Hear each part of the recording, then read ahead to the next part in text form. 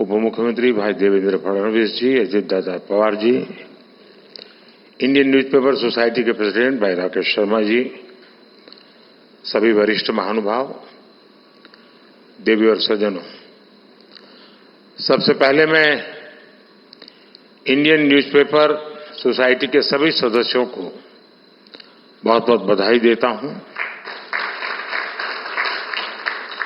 आज आप सभी को मुंबई में एक विशाल और आधुनिक भवन मिला है।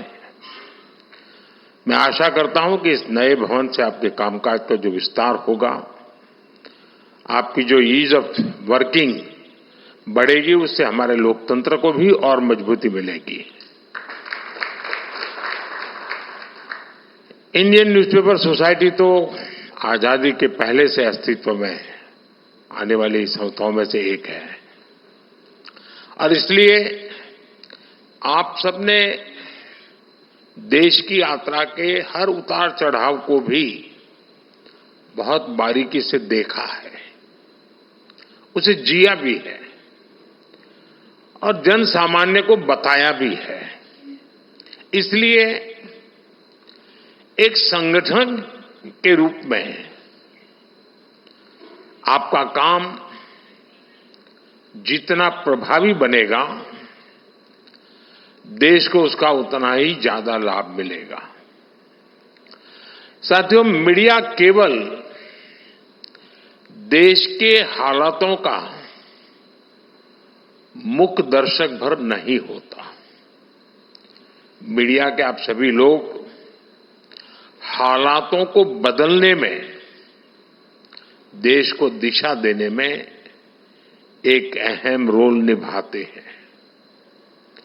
आज भारत एक ऐसे कालखंड में है जब उसकी अगले 25 वर्षों की यात्रा बहुत अहम है। इन 25 वर्षों में भारत विकसित बने, इसके लिए पत्र पत्रिकाओं की भूमिका भी उतनी ही बड़ी है। ये मीडिया है जो देश के नागरिकों को जागरूक करता है। ये मीडिया है जो देश के नागरिकों को उनके अधिकार याद दिलाता रहता है और यही मीडिया है जो देश के लोगों को ये एहसास दिलाता है कि उनका सामर्थ्य क्या है। आप भी देख रहे हैं, जिस देश में नागरिकों में अपने सामर्थ्य को लेकर आत्मविश्वास आ जाता है, वो सफलता की नई ऊंचाई प्राप्त करने लगता है। भारत में भी आज यही हो रहा है। मैं एक छोटा सा उदाहरण देता हूं आपको। एक समय था जब कुछ नेता खुलेआम कहते थे कि डिजिटल ट्रांजैक्शन भारत के लोगों के बस की बात नहीं है। ये लोग सोचते थे कि आधुनिक टेक्नोलॉजी वाली चीजें इस देश में नहीं चल पाएगी, लेकिन भारत की जनता की सूझबूझ और उनका सामर्थ्य आज दुनिया देख रही है। आज भारत डिजिटल ट्रांजैक्शन में दुनिया में बड़े बड़े रिकॉर्ड तोड़ रहा है।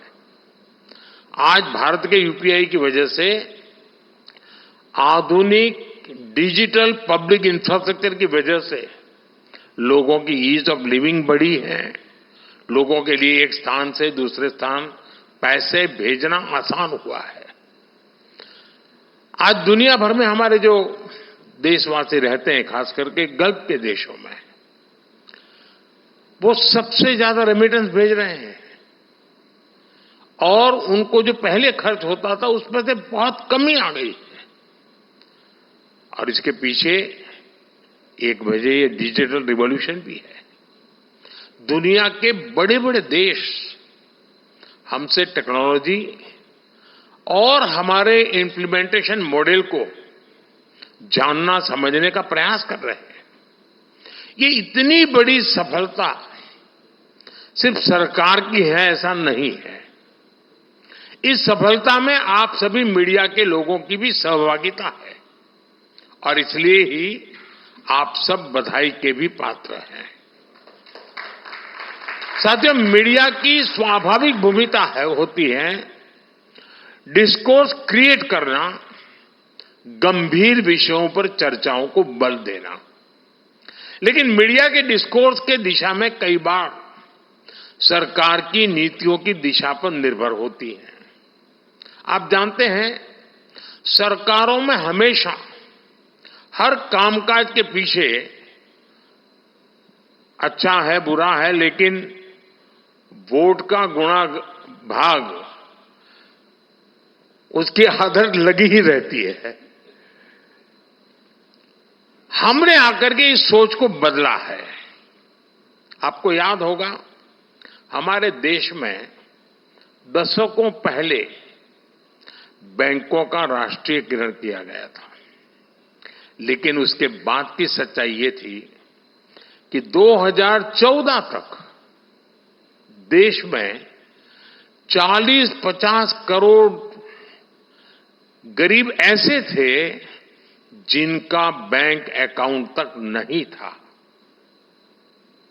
अब जब राष्ट्रीयकरण हुआ तब जो बातें कही गई और 2014 में जो देखा गया, यानी आधा देश बैंकिंग सिस्टम से बाहर था। क्या कभी हमारे देश में ये मुद्दा बना? लेकिन हमने जनधन योजना को एक मूवमेंट के तौर पर लिया। हमने करीब 50 करोड़ लोगों को बैंकिंग सिस्टम से जोड़ा। डिजिटल इंडिया और भ्रष्टाचार विरोधी प्रयासों में यही काम हमारा सबसे बड़ा माध्यम बना है। इसी तरह स्वच्छता अभियान, startup India, stand up India जैसे अभियानों को अगर हम देखेंगे, ये वोट बैंक पॉलिटिक्स में कहीं फिट नहीं होते थे। लेकिन बदलते हुए भारत में देश की मीडिया ने इन्हें देश के नेशनल डिस्कोर्स का हिस्सा बनाया। जो स्टार्टअप शब्द 2014 के पहले ज्यादातर लोग जानते भी नहीं थे, उन्हें मीडिया की चर्चाओं ने ही घर घर तक पहुंचा दिया है। साथियों, आप मीडिया के दिग्गज हैं, बहुत अनुभवी हैं। आपके निर्णय देश के मीडिया को भी दिशा देते हैं। इसलिए आज के इस कार्यक्रम में मेरे आपसे कुछ आग्रह भी हैं। साथियों, किसी कार्यक्रम को अगर सरकार शुरू करती है तो ये जरूरी नहीं है कि वो सरकारी कार्यक्रम है।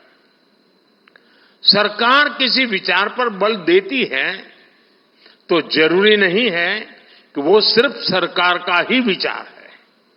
जैसे कि देश ने अमृत महोत्सव मनाया, देश ने हर घर तिरंगा अभियान चलाया। सरकार ने इसकी शुरुआत जरूर की, लेकिन इसको पूरे देश ने अपनाया और आगे बढ़ाया। इसी तरह आज देश पर्यावरण पर इतना जोर दे रहा है, ये राजनीति से हटकर मानवता के भविष्य का विषय है। जैसे कि अभी एक पेड़ मां के नाम ये अभियान शुरू हुआ है। भारत के इस अभियान की दुनिया में भी चर्चा शुरू हो गई है। मैं अभी G7 में गया था, जब मैंने इस विषय को रखा तो उनके लिए बड़ी उत्सुकता थी, तो हर एक को अपनी मां का प्रति एक रहता है कि उसको लगता है ये बहुत क्लिक कर जाएगा। हर कोई कह रहा था। देश के ज्यादा से ज्यादा मीडिया हाउस अगर इससे जुड़ेंगे तो आने वाली पीढ़ियों का बहुत लाभ होगा। मेरा आग्रह है, ऐसे हर प्रयास को आप देश का प्रयास मानकर उसे आगे बढ़ाएं। ये सरकार का प्रयास नहीं है, देश का है। इस साल हम संविधान का 75वां वर्ष भी मना रहे हैं। संविधान के प्रति नागरिकों में कर्तव्य बोध बढ़े, उनमें जागरूकता बढ़े, इसमें आप सभी की बहुत बड़ी भूमिका हो सकती है। साथियों, एक विषय है टूरिज्म से जुड़ा हुआ भी। टूरिज्म सिर्फ सरकार की नीतियों से नहीं बढ़ता है। जब हम सब मिलकर देश की ब्रांडिंग और मार्केटिंग करते हैं तो देश के सम्मान के साथ साथ देश का टूरिज्म भी बढ़ता है। देश में टूरिज्म बढ़ाने के लिए आप लोग अपने तरीके निकाल सकते हैं। अब जैसे मान लीजिए महाराष्ट्र के सभी अखबार मिलकर के तय करें कि भाई हम सितंबर महीने में बंगाल के टूरिज्म को प्रमोट करेंगे अपनी तरफ से। तो जब महाराष्ट्र के लोग चारों अखबारों में हर तरफ बंगाल बंगाल देखे तो उनको करेगा यार इस बार बंगाल जाने का कार्यक्रम बनाए तो बंगाल का टूरिज्म बढ़ेगा। मान लीजिए आप 3 महीने के बाद तय करें भाई हम तमिलनाडु की सारी चीजों पर सब मिल करके एक ये करें कि एक दूसरा करे, ऐसा नहीं, तमिलनाडु फोकस करेंगे। आप देखिए एकदम से महाराष्ट्र के लोग टूर में जाने वाले होंगे तो तमिलनाडु की तरफ जाएंगे। देश के टूरिज्म को बढ़ाने का एक तरीका, और जब आप ऐसा करेंगे तो उन राज्यों में भी महाराष्ट्र के लिए ऐसे ही कैंपेन शुरू होंगे जिसका लाभ महाराष्ट्र को मिलेगा। इससे राज्यों में एक दूसरे के प्रति आकर्षण बढ़ेगा, जिज्ञासा बढ़ेगी, और आखिर का इसका फायदा जिस राज्य में आप ये इनिशिएटिव ले रहे हैं और बिना कोई एक्स्ट्रा प्रयास किए बिना आराम से होने वाला काम है। साथियों, आप सभी से मेरा आग्रह अपनी ग्लोबल प्रेजेंस बढ़ाने को लेकर भी है। हमें सोचना होगा दुनिया में हम नहीं है as far as media is concerned. हम 140 करोड़ लोग के देश हैं। इतना बड़ा देश, इतना सामर्थ्य और संभावनाएं, और बहुत ही कम समय में हम भारत को 3rd लार्जेस्ट इकोनॉमी होते देखने वाले हैं। अगर भारत की सफलताएं दुनिया के कोने कोने तक पहुंचाने का दायित्व भी आप बहुत बखूबी निभा सकते हैं। आप जानते हैं कि विदेशों में राष्ट्र की छवि का प्रभाव सीधे उसकी इकोनॉमी और ग्रोथ पर पड़ता है। आज आप देखिए विदेशों में भारतीय मूल के लोगों का कद बढ़ा है, विश्वसनीयता बढ़ी है, सम्मान बढ़ा है, क्योंकि विश्व में भारत की साख बढ़ी है। भारत भी वैश्विक प्रगति में कहीं ज्यादा योगदान दे पा रहा है। हमारा मीडिया इस दृष्टिकोण से जितना काम करेगा देश को उतना ही फायदा होगा। और इसलिए मैं तो चाहूंगा कि जितनी भी यूएन लैंग्वेजेज है उनमें भी आपके पब्लिकेशंस का विस्तार हो। आपकी microsites, social media accounts in भाषाओं में भी हो सकते हैं। और आजकल तो एआई का जमाना है, ये सब काम आपके लिए अब बहुत आसान हो गए हैं। साथियों, मैंने इतने सारे सुझाव आप सबको दे डाले हैं।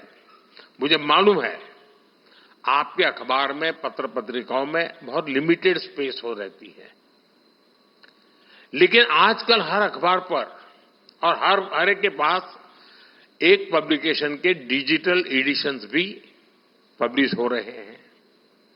वहां न स्पेस की लिमिटेशन है और न ही डिस्ट्रीब्यूशन की कोई समस्या है।